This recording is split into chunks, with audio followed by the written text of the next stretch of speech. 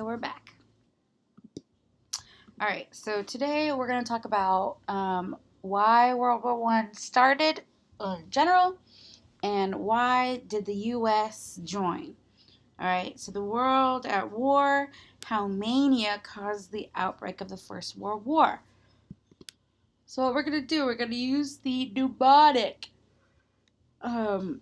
mania to remember the 5 causes of why World War One began. All right, so I want you to set your first page of notes up like so.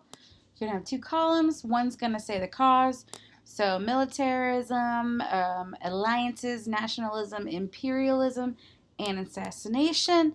And then you're gonna have a good bit of space for notes. I would leave 5 lines for each cause, okay? You could even make it landscape instead of portrait, like put it to its side for the first page. Remember, you can use your notes on the exam, so I'm trying to make it easy for you guys to find information quickly, okay? So do it this way, all right? So go ahead and pause and set up your notes like this. All right, let's move on. Okay, so the year is 1914. European tensions are coming to a head and World War I officially breaks out. So, how did we get here? All right, let's start with militarism, our first cause.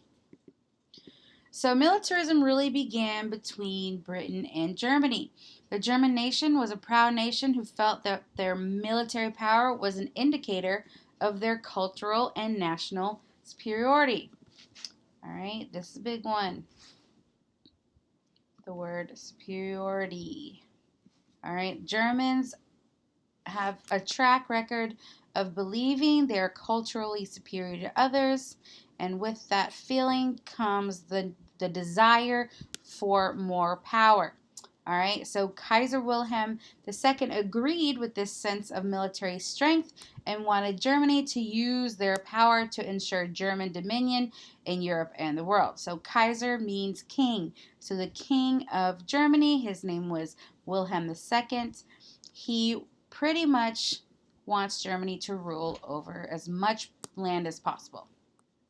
So during the late 1800s and early 1900s, both Britain and Germany focused on growing their army and their naval forces, and they double the amount of money spent on the military in just 3 years. Okay, so when we talk about power, military power, do we remember how Britain got the title of the best navy?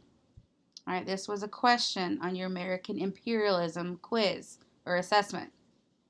So it asked, which 2 navies can you remember that we talked about fought for power? So that was Spain, remember the Spanish Armada, and Britain, the British Navy.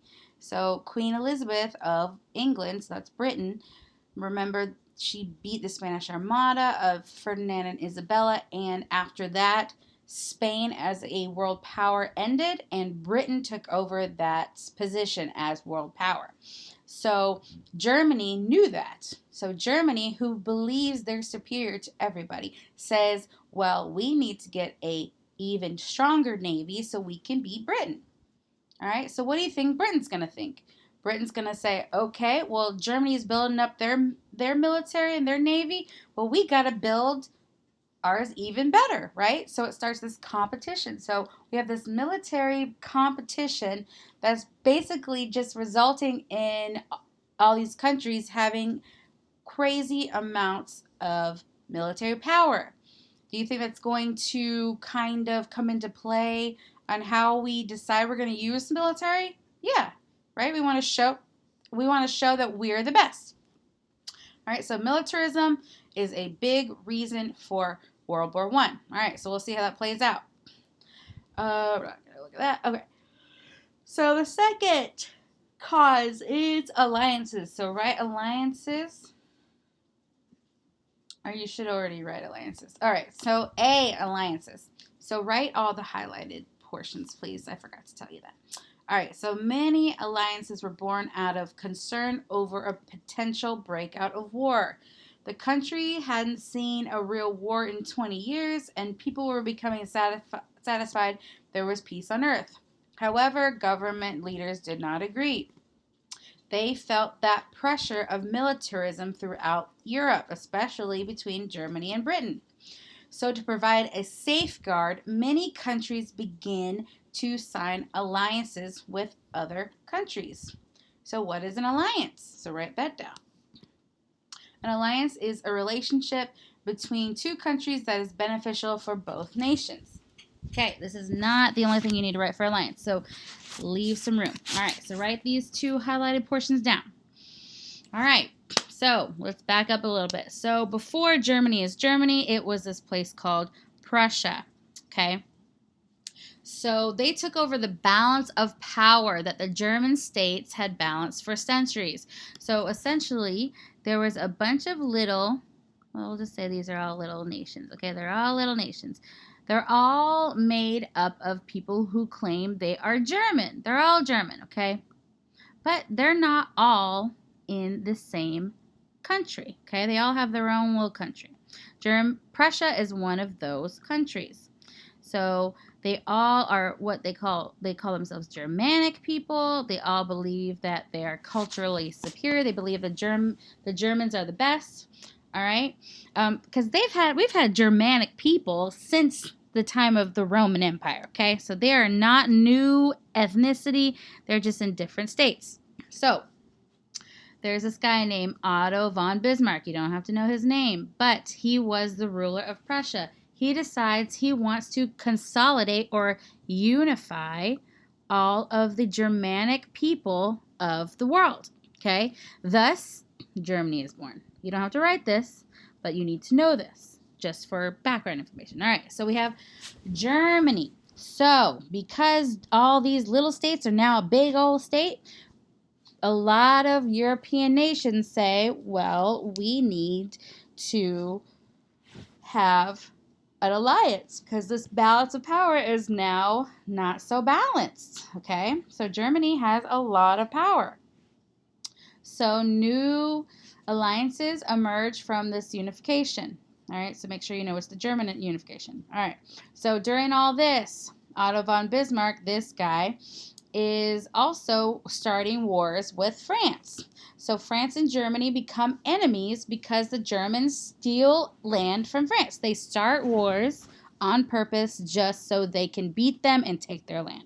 Okay?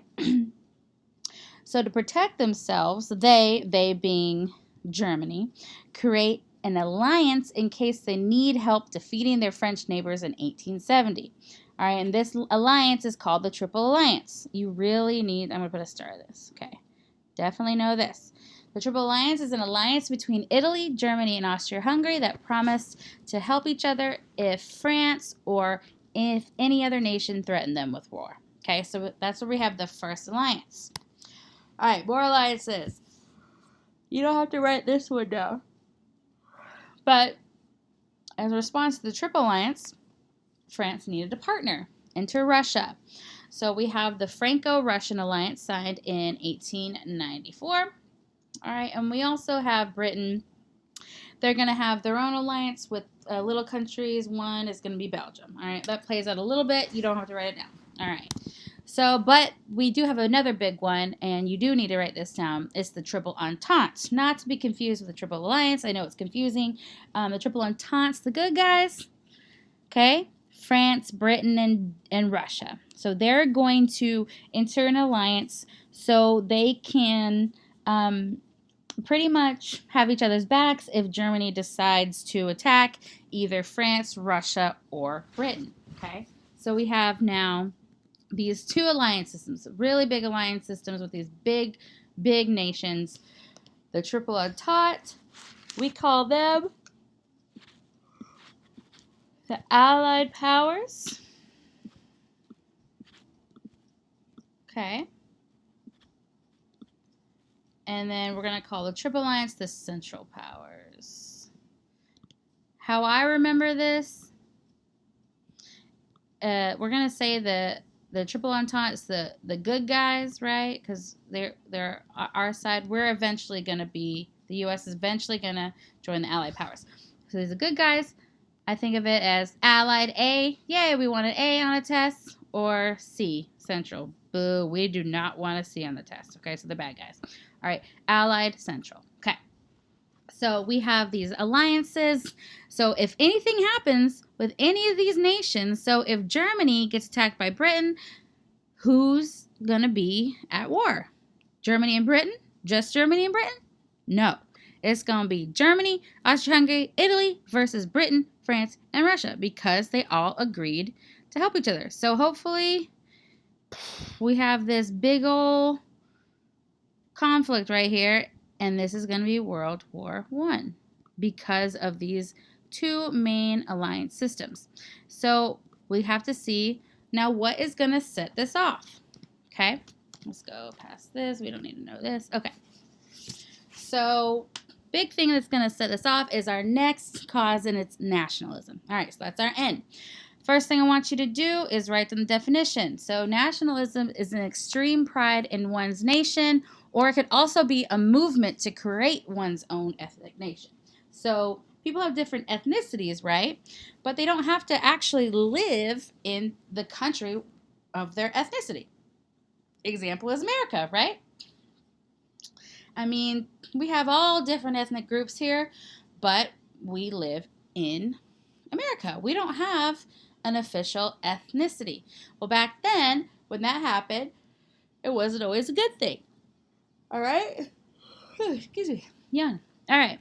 So, I want you to write this. Nationalism begins to cause tension as ethnic groups are being controlled by larger nations that aren't their same ethnic group. Start movements become their own nations. So our example here, we have this country called Serbia, okay, and they are being ruled by Austria-Hungary. All right, so Serbia right here is being ruled by Austria-Hungary. Here's a map. So you see it's very close. Okay, so at one point, Austria-Hungary invades Serbia and takes over. Okay, so how do you think the Serbian nationalists feel? Well, if you're a nationalist, you probably have extreme pride in your own nation. So these Serbian nationalists have extreme pride in Serbia, and they're going to want to create a movement to have their own ethnic nation. They don't want to be under rule of Austria-Hungary anymore. So, an example of nationalism would be right here. Serbian nationalists want to be free from Austria-Hungarian rule. Okay, so that's how nationalism contributes to World War I. All right, so pause this. Make sure you have all the things in yellow. All right, so let's move on. All right, so imperialism, it goes hand in hand with nationalism. First thing, I want you to write imperialism for I in Armenia. Write the definition. When a strong nation takes over a weaker one for its own benefit. We learned that during the last unit, a couple units ago, right? Imperialism is when a strong nation takes over a weaker one for its own benefit. Like America wanting to take over Hawaii, right? We did it because we wanted their sugarcane. In this case, oh, sorry guys. In this case, what's going on? We're going to go back to Serbia. All right. So Austria-Hungary is the strong nation, right? And it takes over Serbia, like we just said. All right, so let's read what this says. With the competition and imperialism growing with the European powers, the nations who were not as advanced technologically fell victim to the stronger powers easily and quickly.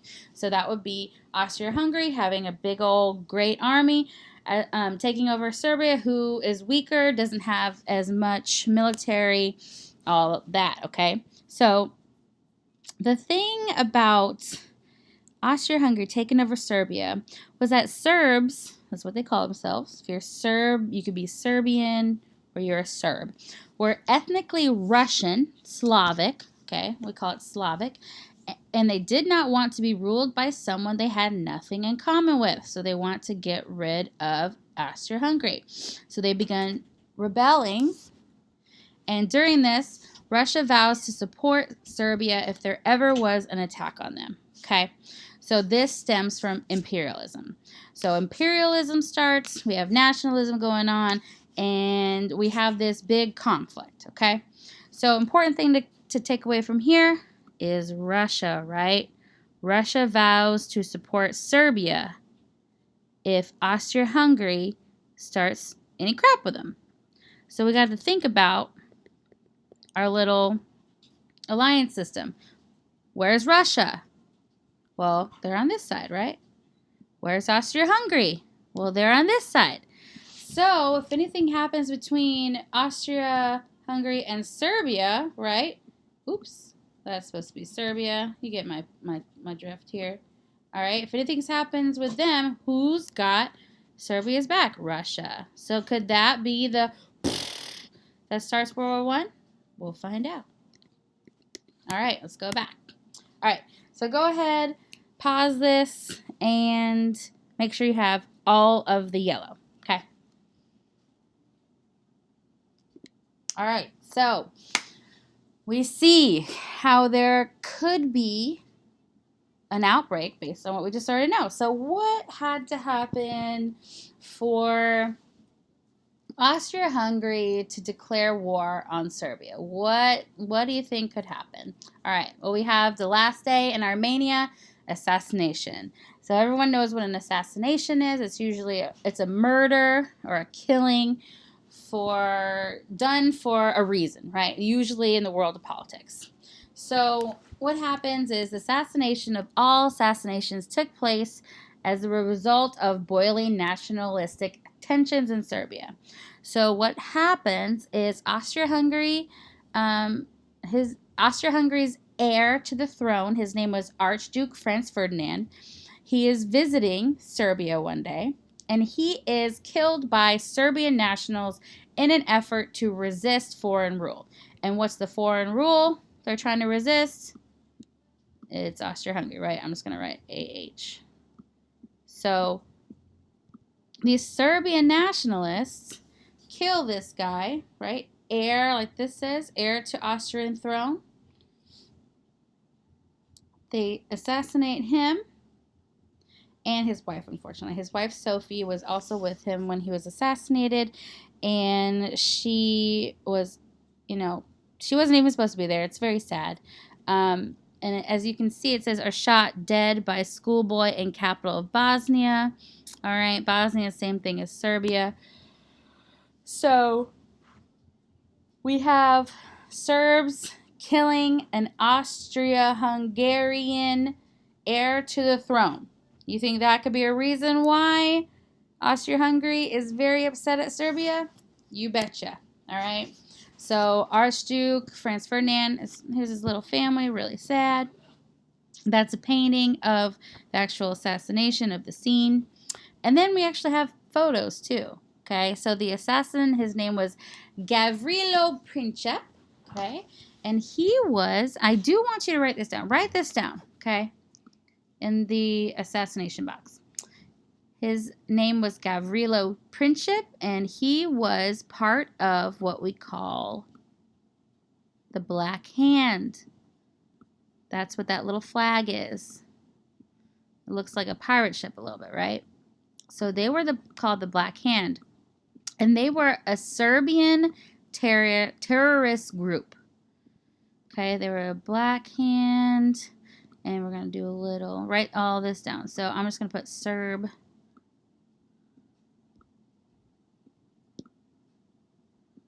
And then write terrorist group. Okay, I wish I could type on this, but I can only. All right, so they were a Serbian terrorist organization. But they were also nationalists.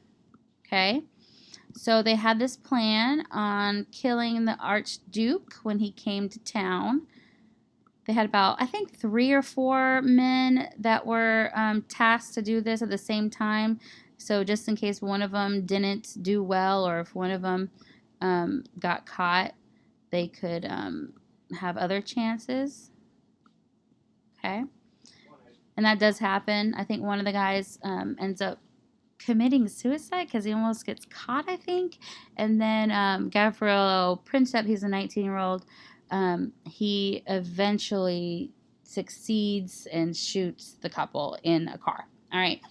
So this is pretty much going to blow up, and Austria-Hungary is going to declare war on Serbia. Okay? So putting it all together. I want you to write this down. Right? Putting it all together. It could be on another page. That's fine. All right. So basically, Serbia wanted complete independence from Austria-Hungary. Serbian nationalist organization, the Black Hand, stepped up to the plate and decided to assassinate a member of the Austro-Hungarian royal family. The assassination of Archduke Franz Ferdinand came out of this plan, and when Gavrilo Princip killed the Archduke, it set off a chain reaction of the alliances that already existed in Europe, right? So what happens is Austria-Hungary, write this down, Austria-Hungary declares war on Serbia. Okay. Who said they would have Serbia's back if that ever happened? Russia, right? All right, so then we pull Russia into this.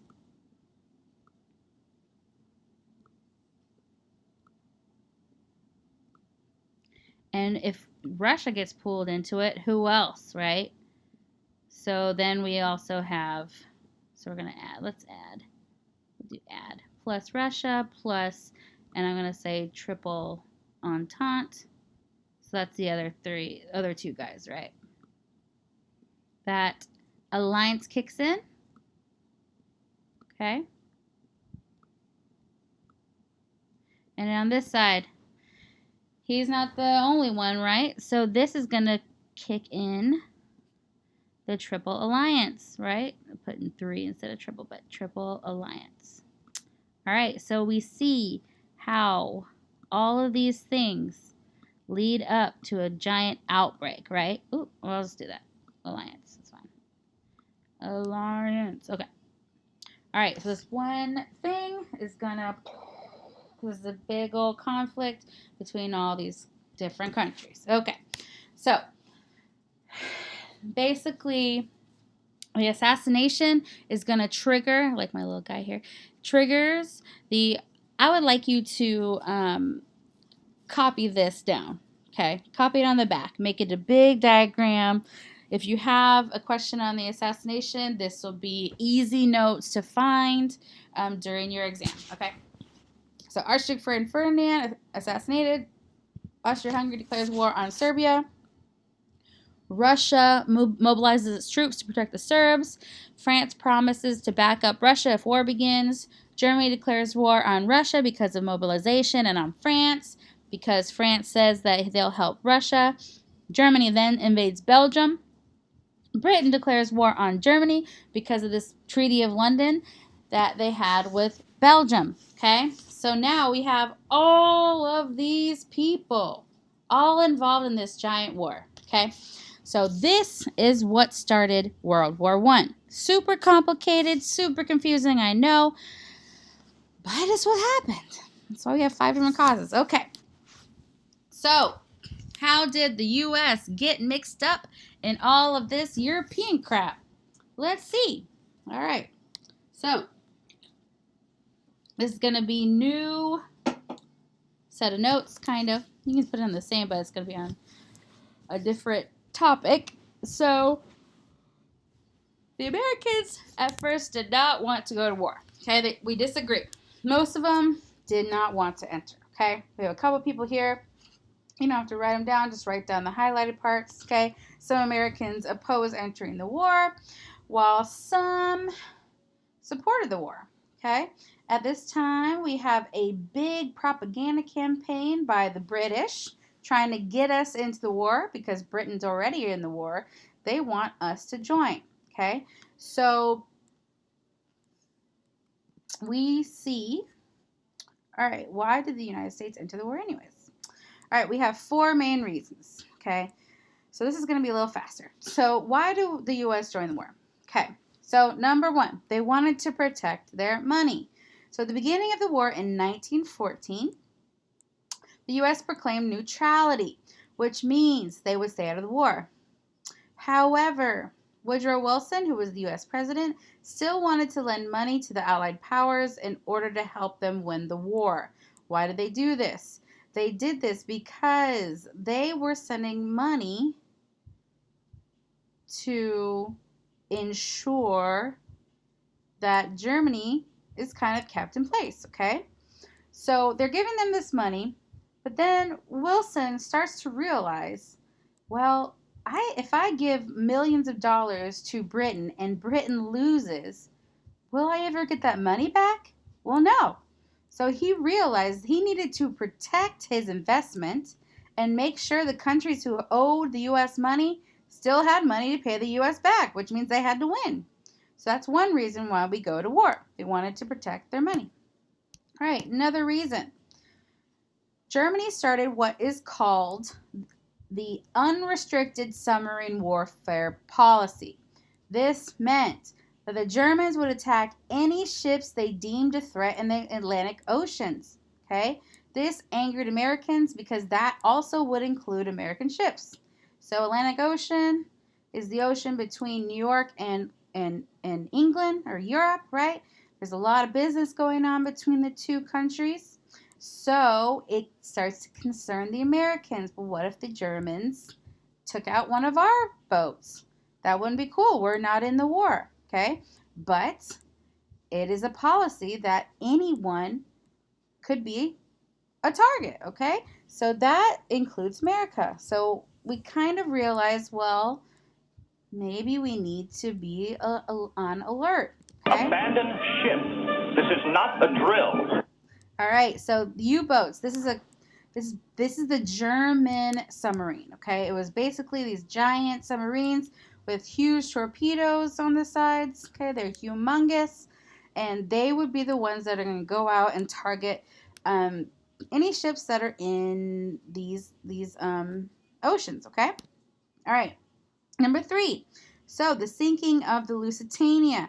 The Lusitania was a British ship that was sunk in 1915 by the Germans. It killed about 1,200 people, including 128 Americans, including the grandson of Cornelius Vanderbilt, who was one of the robber barons, right? So it was a big deal. There was a lot of Americans aboard, a lot of business people. This was not a military vessel. It wasn't a battleship. It was a passenger ship. So this really angered Americans. We said, well, dang, now we are getting involved in this war. We don't want to be, but we might have to be involved in this war. Okay, so that's the 3rd reason. All right, sinking the Lusitania. So we see these are just, that is an ad. And then this is the New York Times article that covers the actual sinking, okay? So as we see Vanderbilt missing, like he said. All right. So Washington believes that a grave crisis is at hand. So Washington is obviously the president, right? Washington, D.C. believes that this might be a turning point for the United States and its policy of neutrality right now. All right. Oh, I think that's supposed to be.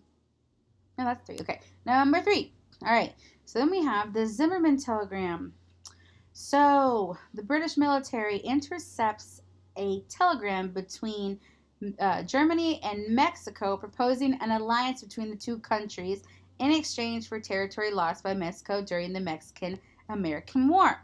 So basically there was a war between Mexico and America. That's, if you ever remember the Alamo, that's where that came from in Texas.